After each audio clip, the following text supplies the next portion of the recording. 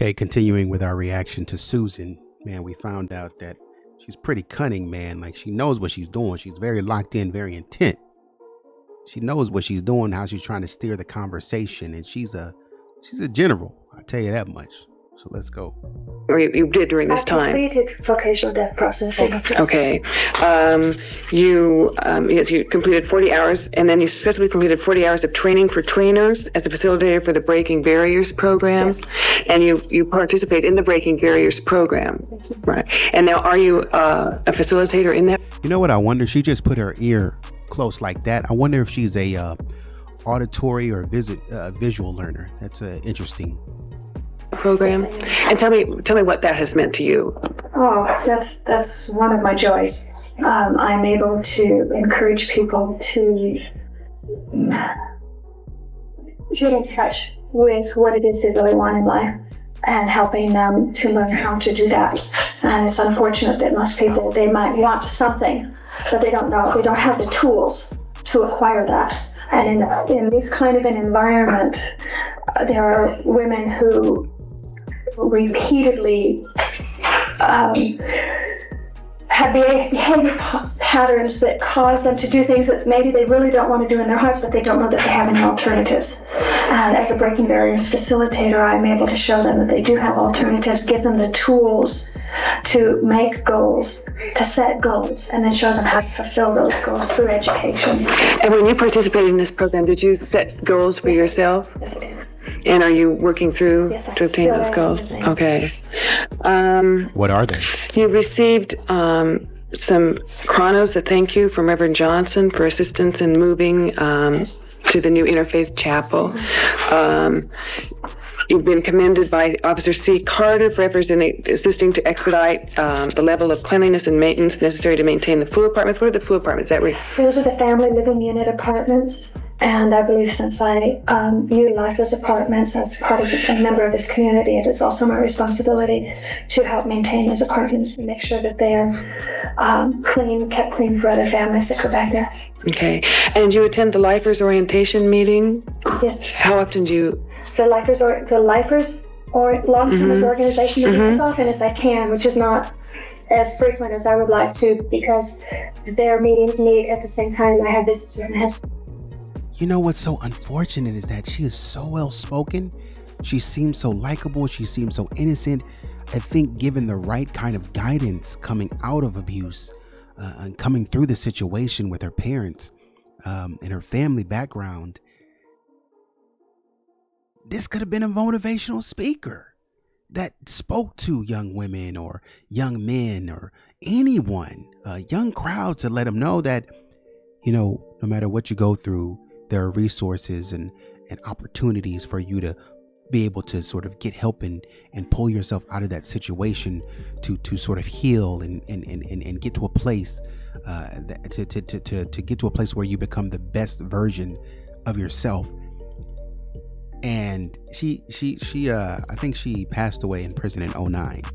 So it's just very unfortunate, you know, that she got caught very young. And I have to say, man, you know, those young years, man, are the most formidable years. And even when you're a young adult at, like, you know, 20 something odd, you know, years old, you still don't know. And it's like the thing about that you start to learn when you get older is that in every stage of my life, I'm learning. I'm always learning, and there's nothing I can do about it. And so when you're that young, when she was doing what she was doing at that young, she had no concept of healing and therapy and what to do. And so, like I said, with Eileen, man, it's just very unfortunate that you know, people like that.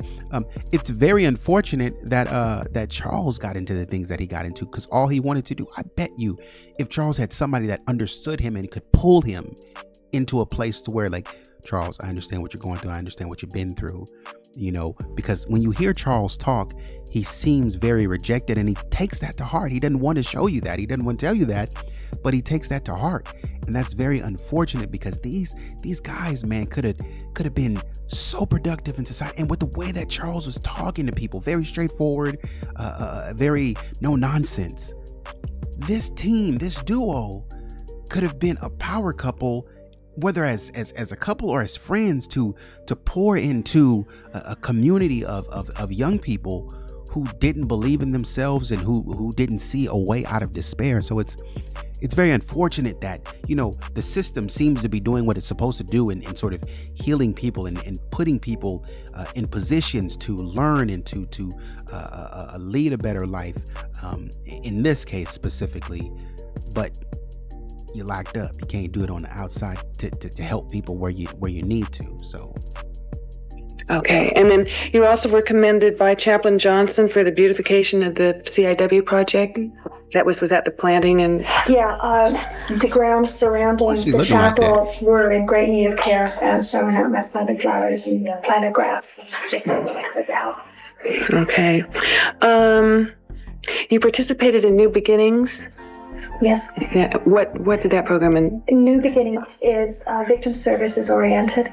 It took me 3 years to get into the program. I had to wait 3 years to be able to participate in that. And in that, I'm also facilitator. And I go over to the reception center, as new commitments are coming in. And we have an orientation where we show them videos from victim services on the effects of crime on victims of crime.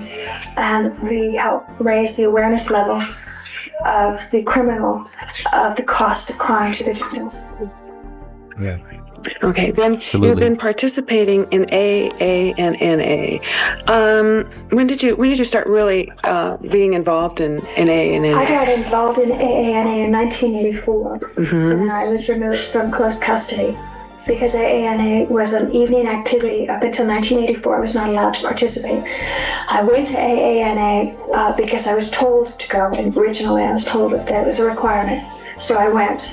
I think it was maybe a year after I went to AA that I really began to get involved in it and began to follow the 12 steps. And started this in 1984? In 84. In about 1985, I got involved in the 12 steps and started really listening to what the 12 steps were.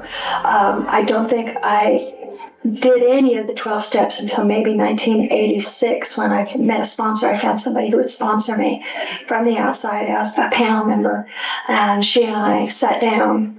She was able to come into the institution, and we sat down and I did what they call fearless moral inventory, and where I admitted to God and whether one of a human being, the exact nature of all my faults, and became chairperson. I think in 1985, perhaps 1986. Yes. Involved in it and served. At the board hearing in 1989, you indicated you were not attending because it was an absolute waste of time, that you didn't feel it was necessary to go and sit and listen to the same stories. Hold on, Susan. But what had happened was in about Golly, let people talk. 1987, 88, I got very disillusioned with AA because I did listen to the same stories over and over and over again. And I left it, and I thought the way I absorbed AA is that you take the 12 steps and you live them, and you take it to people in your community and you offer it. And I had thought that in giving the 12 steps away, I would be able to maintain my own 12 steps. That sitting week after week was not the best way to go. And I didn't think it was a waste of time. I thought there was more to do. But you did testify at that time that you thought it was a waste of your time. I don't know that did I say it was a waste? I think, as I recall that. Maybe I did. And the parole board again encouraged me to go back. And I was defiant. I did not want to go back. And I thought about it, and I thought about it, and I thought about it. Which is why you would testify the way that you did. It's a waste of my time because you're defiant and you don't want to go back. And that's the phrase, it's a waste of my time, is a very indicative phrase of defiance. I mean, and that's why I say, man, at that age, man, you just don't know. When you're younger, you just don't know. You say anything because you're wearing your feelings on your sleeve and you just say anything. And your mindset is, well, this is who I am, this is how I feel. But later on, when this stuff comes up, man, it's just like, good God, really dug myself a hole. And I said, I'll go back. And I didn't go back with a happy attitude. I did not want to sit every Wednesday night and listen to the same thing over and over again. I'll be really honest with you, I didn't want to go back. And I went back. And So now when did you start back? I started back. It took me almost 9 months because they had changed the policy to AA and they have a waiting list. They only allow 75 inmates in AA, so it took me about 9 months waiting to get back involved. And as I understand here at this facility, they have 2 different programs. They have one There's that... 4. Okay. There's Alcoholics Anonymous, Narcotics Anonymous, CODA, and Al-Anon. But then I understand there's a separate 12-step program too? There's indeed a 12-step program, and I just finished 12-step program, I think about 3 months ago. I went through 12-step program, signed up again for it. And I'm pretty much convinced that there's something there for me.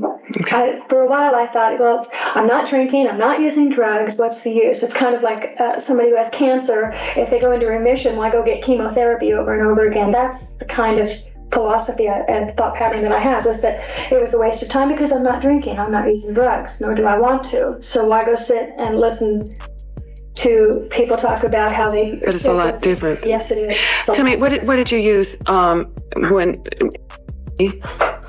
During the commission? Yes, or prior to your... I started drinking when I was 18. And what did you drink? Grasshoppers, because it was a sweet drink. A lot? A lot. Kahlua, anything that was sweet, Singapore Slings, any of the sweet drinks. That's what I was going to say, man. She gives you a lot of irrelevant information, and she's doing that to sort of support the claim that she's normal. She's a normal human being. She's a normal person. And you should see her as such. You know, look, I drink this, and if you know the motivation behind why I do certain things, you understand that I'm just like you. I'm no different than you. That's number one. Number two, what I was going to say prior to that is that she is the person that if you guys get in a conversation, she doesn't really like let you talk. You know what I mean? Like if you ever stood with somebody and like they could go on forever. And I mean forever. They could go on forever. And you don't get a word in edgewise, and like and it's like when you try to fight to get in the conversation, and when you do get in the conversation, they cut you off within a couple of seconds, and they're talking again, and you're like, my God, I only got 30 seconds. You've been talking for 5 minutes. She strikes me as that kind of person. And I began to realize I was doing the same thing my parents did, and I hated what my parents did. And I hated what alcohol was doing to me. And I got it. She's leaning forward and doing a lot of this. And so there's a convincing, she's in a position, she's putting herself in a position to try to convince you and be very convincing and very persuasive to you. Her eyes are intentional and looking straight forward. She's not blinking a lot. And so it's indicative of somebody who is trying to indicate or tell you or exhibit to you that they're telling the truth. Involved in drugs, and this doesn't make any sense. But I got involved in drugs to get away from alcohol. I was introduced to by 2 sailors. Did you smoke a lot of... Yeah, I did. And for how many years did you use? From 1966, late 66, until my incarceration. Okay, and then you used... I used methadone, which is pure... I used bennies, which is another form of speed. I used cocaine. Mm-hmm. I only snorted it one time, but I did use it. Yeah. I used... Yep. So at the time you were using all these drugs, were you also involved with alcohol? Or No. Okay. But you do agree that you're an alcoholic? Oh, yes. And what about, are you a drug addict too? Oh, yes. Okay. Yeah. What's the first... I have an addictive personality and struggle with that a lot. And though I'm not doing drugs and I'm not drinking, I smoked for many years and I had to put that addiction away. I struggle with coffee. I know coffee's not good for me, and yet I drink coffee. Irrelevant. So I struggle with that, and I do use the 12 steps. Okay. Susan, remind me if I'm wrong, but we just talked about a 12-step program that talked about you struggling with drugs or alcohol. And you said it was a waste of your time because you weren't struggling with either. But now we're hearing just a couple of minutes later that you actually do struggle with drugs and you struggled with alcohol out of your own mouth. And that's what I be saying, man. This girl cannot be comforted.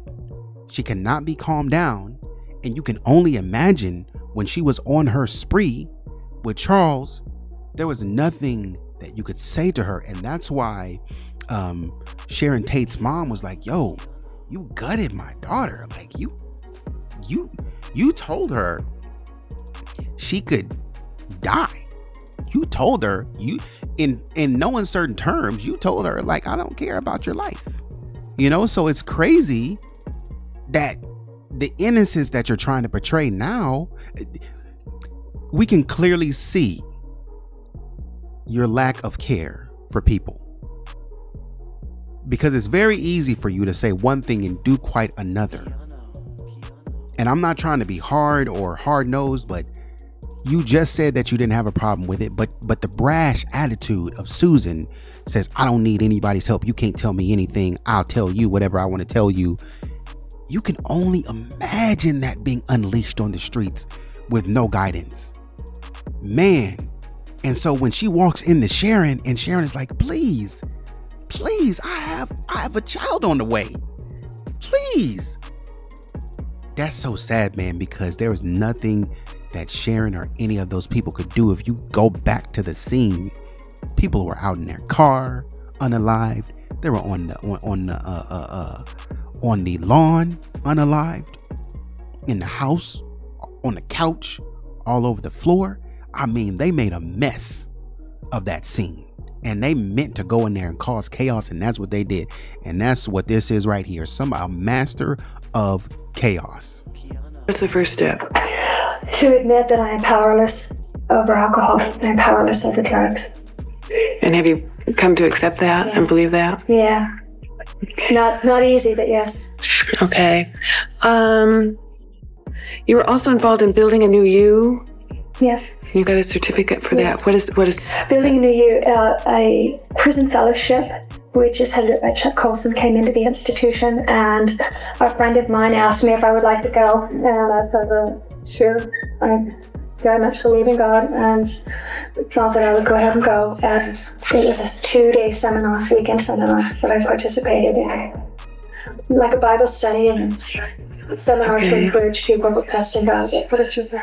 I have a certificate. Yeah, I saw the certificate in class here. And you're married. You got married in '87. Is that correct? How did you meet your husband? My husband had read 2 books. He had read Helter Skelter, and then he had read my book, and he was curious as to how somebody could make such a change from a person who would do what Helter Skelter depicted to somebody who could then confess Jesus Christ as a personal Lord and Savior. And he wrote to me out of curiosity, and I was very, very impressed with his letter. And he, after my first marriage, I didn't write many men. In fact, I didn't write any men for about 5 years. I didn't have anything to do with any kind of a relationship at all. I needed to get in touch with me. You said after your first marriage? Or you were married before then? While you were... While I was here. I was married once in 1981, and got married. He dissolved in 1982. It lasted in a disastrous state.